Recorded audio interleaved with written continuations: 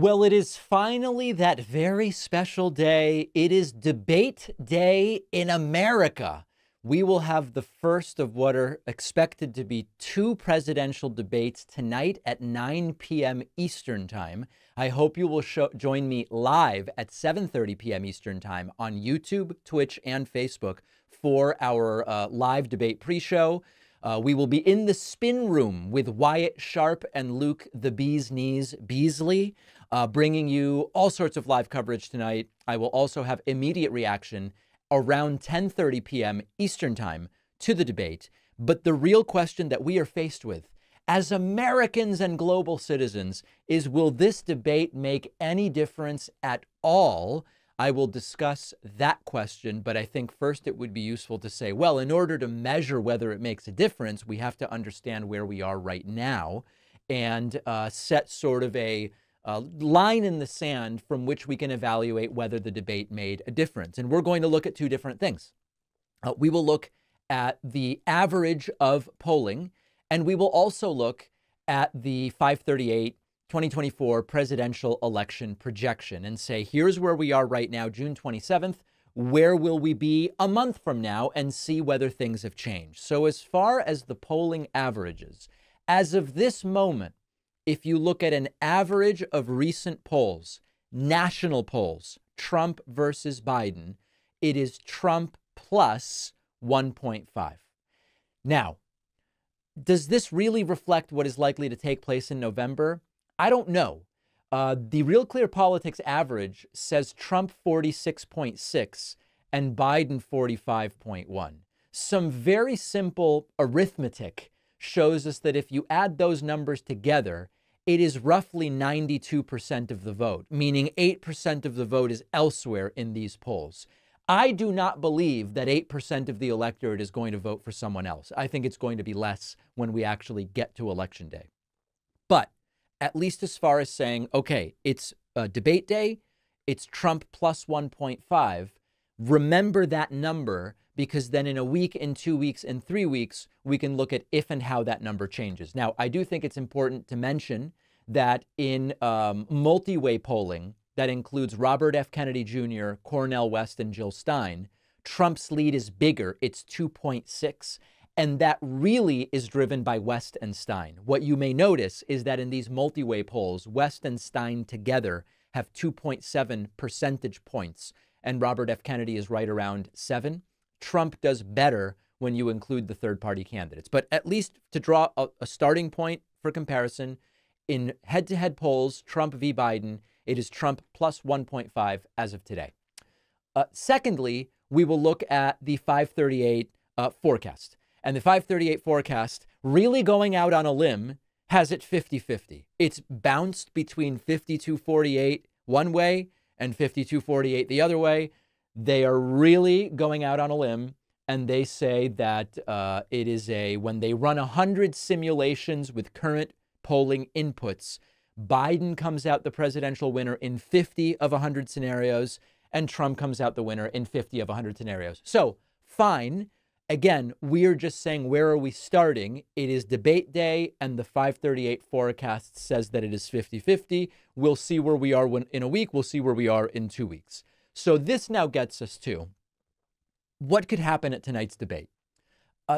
Tonight's debate represents an asymmetrical risk. And I don't mean that it's an asymmetrical risk in that it is riskier for Trump than Biden in general. What I do mean is that the downside risk to both candidates, if they go cognitively short-circuiting, is much more significant than how much they could help themselves with an acceptable performance. And if you think about it a little more deeply, what I mean by that is, imagine that the debates go roughly like the 2020 debates, where depending on who you ask, there are people who say Biden won those, there are people who say Trump won them. If you look at polling, it seems it's generally considered that in the first couple debates, I think if I recall correctly, Biden did a little better, but in the third debate, during which we recently had a psychiatrist say Trump seemed to be on stimulants, Trump did a little better. The debates in 2020 were mostly a wash in that both candidates showed up. Neither had any kind of big cognitive failure or glitch. and the election just kind of continued rolling along. Similarly, in this election cycle, these debates are increasingly a referendum on cognitive decline. Cognitive decline concerns about both candidates with different levels of honesty, with different levels of degree. Increasingly, the mental health professionals seem to say the Biden concerns actually seem to be not based in fact, whereas the Trump concerns are based in fact. But forget about it. Whatever you believe about cognitive decline, tonight's debate is functionally a referendum on does either candidate really fall apart, speak in ways that make no sense, seem to lose their connection to reality. Does Biden, as they say, fall off the stage or not? He's unable to stand 90 minutes or whatever they're saying. Does Trump go off and say things like Saudi Arabia and Russia will repeat will repeat this sort of thing. And so the point I'm trying to make here is that if they do fine, I don't think it changes the race very much. If one of them really has a cognitive failure, it has the potential to completely destroy their chances. Now, the caveat I would add, and you probably know where I'm going, is that we do have to ask, even if Trump completely short circuits cognitively, is that really going to change the minds of MAGA voters who seem committed to Trump in a cult-like fashion? I think it's a fair question. And it is absolutely the case that even with whatever could be the worst episode of cognitive decline that Trump could have, a lot of his supporters would not change their minds. I do believe that if Trump suffered a total cognitive failure, it would impact enough of his supporters that he probably loses this race. And by the way, I think it's the same thing with Biden. If Biden's performance tonight is so concerning when it comes to his brain that it is impossible not to notice, I do think that it absolutely destroys his chances. So as of today, Real Clear Politics average, Trump plus 1.5, 538 forecast, 50-50. We will measure where we are going forward.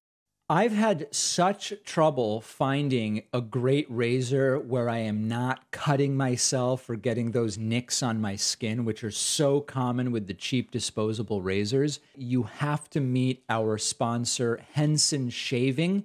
Henson actually manufactures parts for the International Space Station and the Mars rover, and they are bringing that exact same precision engineering to the shaving experience. It hurts when you shave because blades extend too far, and thus they wobble slightly. But with their aerospace-grade CNC machines, Henson is able to make metal razors that extend just 0.0013 inches. That's less than the thickness of a human hair, which means a secure, stable blade with a vibration-free shave. It also has built-in channels to evacuate the hair and the cream.